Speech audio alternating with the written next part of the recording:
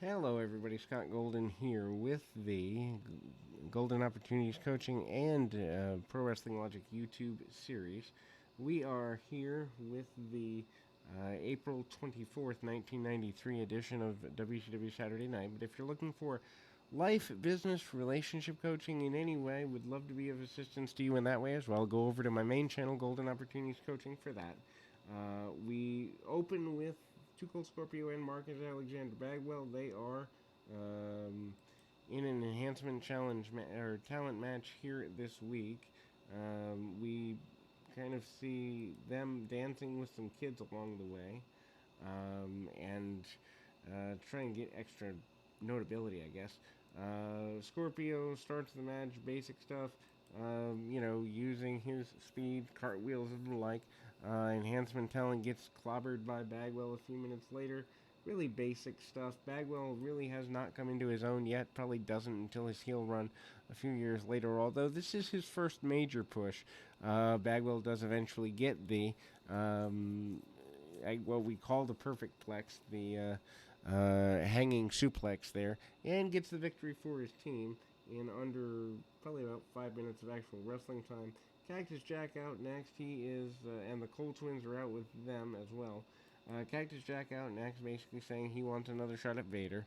We did not have the April 17th edition, which was the first Vader and Cactus match in the series. Cactus had several stitches, bumps, contusions, broken nose, busted open over the eye, and other things. Basically says he wants Vader one more time. Brings a bag with some sort of, I believe, a tooth or something of that nature that was knocked out of him last week to try to signify that he's not willing to quit. Rage and Fury out, the Wrecking Crew. I believe Rage is the one that gets the coin flip to face Ricky Steamboat. Steamboat, of course, a former tag team champion with Shane Douglas most recently, but an 8-time tag team champion across the NWA/WCW border. Match is very basic. Steamboat hooks up on the arm, kind of stays there for a minute. Bear hugs and other basic maneuvers by one half of the Wrecking Crew. Match is not one of Steamboat's better matches, but with a guy who's in there as a rookie who might not be ready for national television, it's understandable. Steamboat eventually does get the victory. Match runs about 5 minutes in total. Miscommunication between the Wrecking Crew team and a roll-up allows the victory. Steamboat gets the victory and kind of is back in line for singles push if that's the way they wanted to go, but they didn't end up going that way for too long.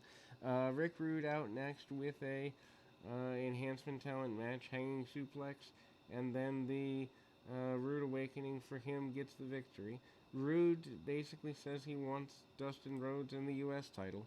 Rude is tired of waiting for opportunities at the U.S. title because it was stripped from him in the late 92, right around Starrcade, which we do have that there, if you're interested in what was going on in WCW at the time.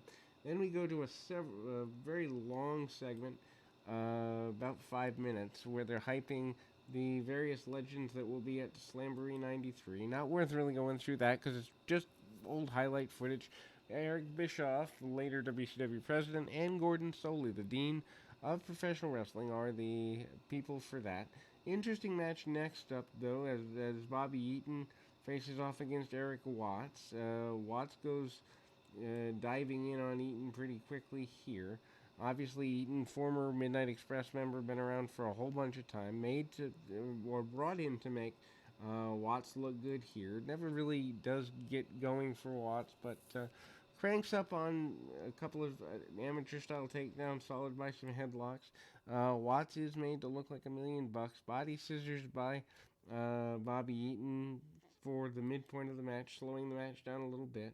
Watts does manage to get a victory when Chris Benoit runs in and tries to interfere, but and hits the top rope diving headbutt a la Dynamite Kid. Anderson comes in and kind of, or right after this, and kind of basically says that there's no reason for that kind of jumping. He basically says he wants Bobby Eaton, and he doesn't know why Eaton has changed so much. Even mentions possibly teaming with Watts after their feud, which is kind of weird, but at the same time, this is WCW in '93, and as I am up through about the end of August in my watching. Hopefully, most of that's going to be posted over the next couple of days if my schedule allows. But anyway, one thing I will say is their booking in the summer of 1993, not good at all. We then go to Paul Orendorf and Ron Simmons.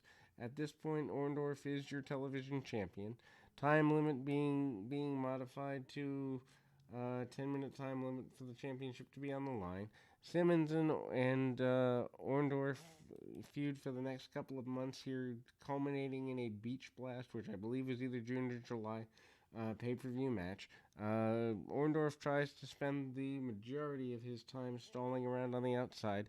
Back elbows and really basic stuff. Orendorf using a more brawling style.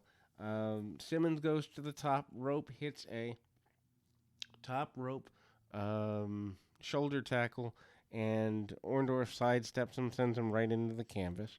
Orendorf manages to get a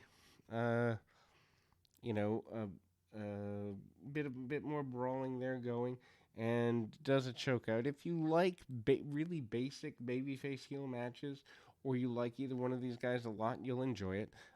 Midpoint of the match, you see a lot more pinning attempts by the babyface. Just barely at the end, Orendorf manages to walk away due to I believe, time limit draw there. Right at the very end, and again, the 10-minute time limit is the advantage of the champion here. But right before that, we get power slam attempted by Simmons, and then they go to the outside. Meanwhile, Simmons is frustrated that he is not your television champion. You know, go behind several more brawls and the like there. Then we see a newcomer in Scott Norton coming out.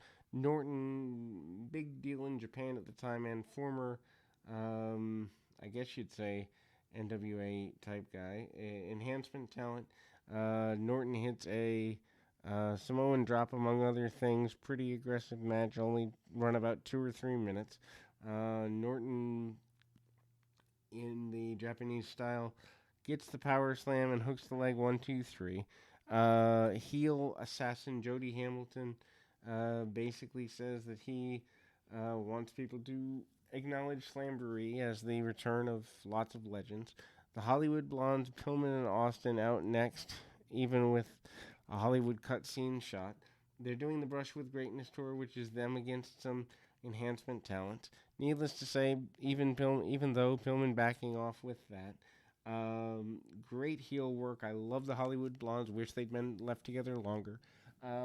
Enhancement talents, including Larry Santo here, not necessarily understanding why they were given offense, except that they were trying to do the Brush with Greatness thing, and I suppose them squashing them completely would have been a problem, especially knowing that they were eventually going with the Horsemen here. Rocket launcher finish gets the win for Austin Pillman, and amazingly, Austin's the one coming off the top rope, which strikes me as odd because Flying Brian, well, he was flying. Anyway, continuation of a brawl between Steamboat and Austin and Pillman. Steamboat comes out and takes Austin down for several minutes. Pillman comes in and cleans house, and obviously the feud between those two teams is far from over. Vader comes out next in his rematch with Cactus Jack. This is a historic match. If you've never seen the WCW Saturday Night version, or you've seen the clipped version, or you don't know anything about this match, again, Cactus has been completely obliterated in the previous week. Vader said he wants another chance because Cactus had beaten him by countout. They brawl around the ring on the outside for the majority of the first several minutes. They're given about 15 minutes time, and the majority of it's selling. Harley Race gets body slammed along the way. They brawl to the back of the arena. They go all the way around. Cactus hits the crack smash down. Vader busts the nose and cheekbones of Cactus Jack. Cactus continues to brawl through the commercial break, continues to looked like he could be the world champion, which at the time, a world champion Cactus Jack wouldn't have been the bad thing. Wouldn't have been the worst thing for business.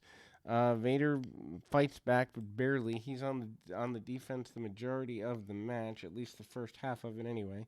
Vader goes to the second rope on the inside, executes a big splash maneuver, or tries to, but lands awkwardly and actually lands on his feet, almost busting out an ankle. Then we see the crack smash cactus dive jump elbow from the apron. Um, and Harley Race, who is managing Vader, as we know, is not happy with this. Cactus crashes and burns on the floor. This is the point where the match takes on historic nature. Vader pulls back the pads on the arena floor for protection and manages to powerbomb Cactus Jack on the arena floor. They spend about 5 minutes before they go off the air. The 5 minutes they spend is Cactus being unable to move. They load him in onto a gurney and basically send him for medical attention. This is probably, at least for the time, to this point, the biggest match in WCW Saturday Night history. If you've never seen it, worth going out of your way to see. We will be back with more right after this.